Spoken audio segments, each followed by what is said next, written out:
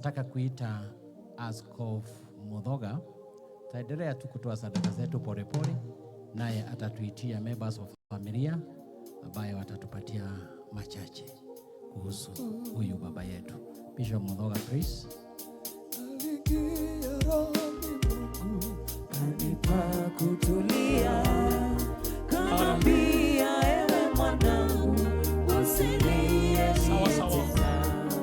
Ikiwa uko na M-Pesa na unataka kutoa dhabihu, unaenda kwa M-Pesa. When you go to M-Pesa, you go to buy goods and services, unaweka 8291,620. 8291,620. 8291,620, utakuwa umetoa dhabihu yako. 8291,620. Hiyo ni M-Pesa buy goods and services.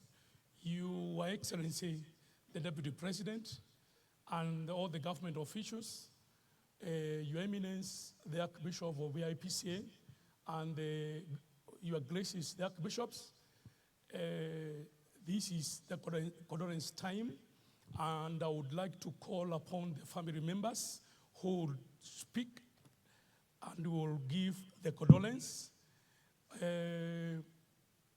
We shall start with Mama Kafodho, na kuomba ukuje mam, na msaidizi wako Ruth useme condolence yako.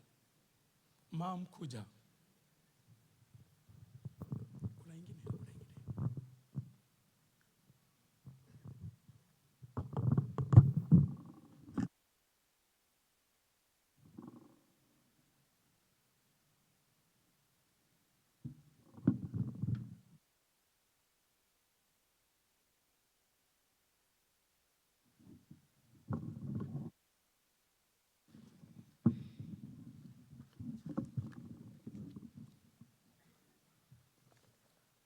Praise God. I'm Ruth Mwangi. I'm the one to read the tribute for Mom, and I'll read as it is written.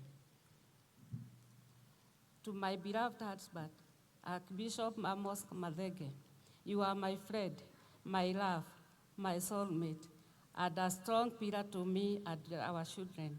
You have given us strong shoulder to lean on.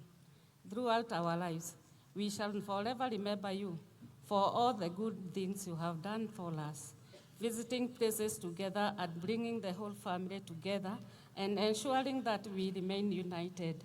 I have always supported your work, and especially when you are ordained to serve the church in various capacities.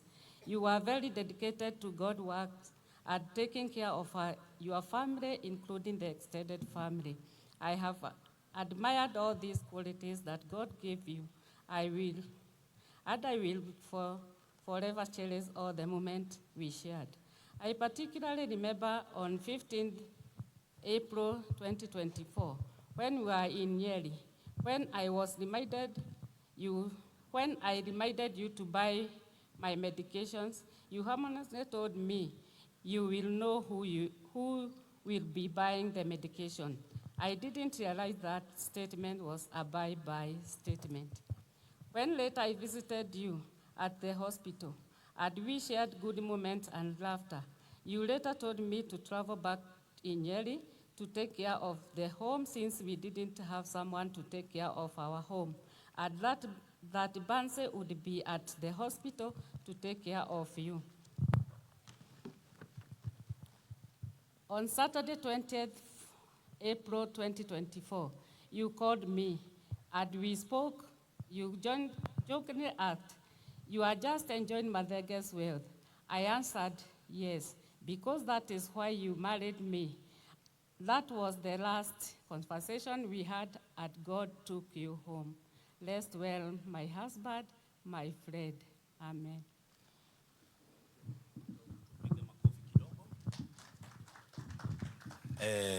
Asanti, Ma'am. Your Excellency, the Deputy President, and Your Excellency, allow me now to call upon the children, watoto wa Archbishop, wakuja wote, na Banse ndiye atasoma kwa niaba watoto wa Archbishop.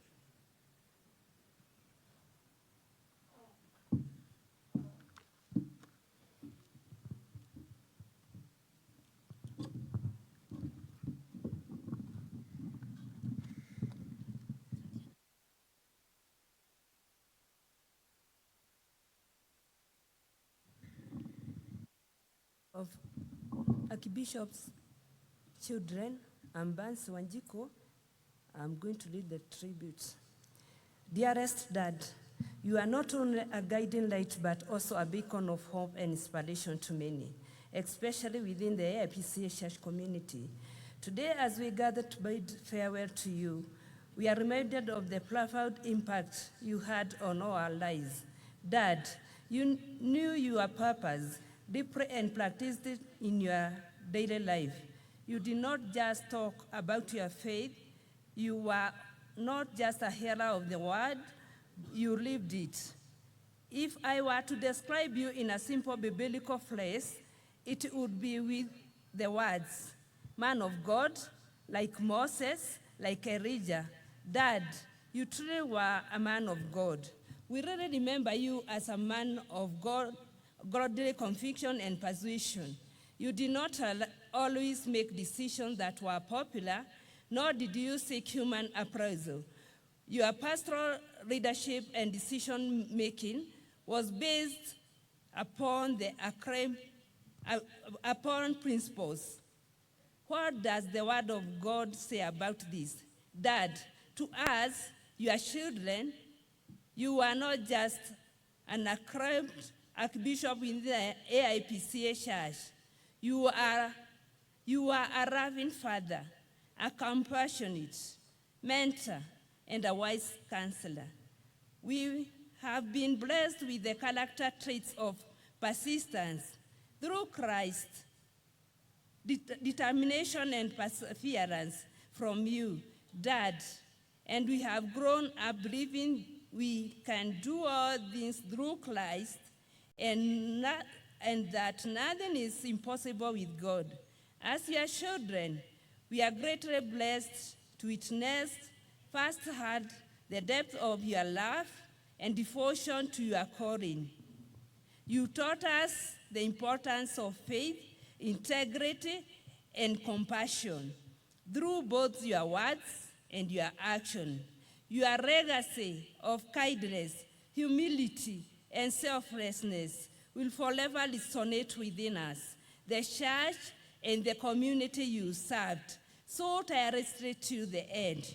Your unwavering faith and dedication to serve others touched the hearts of countless souls, young and old alike.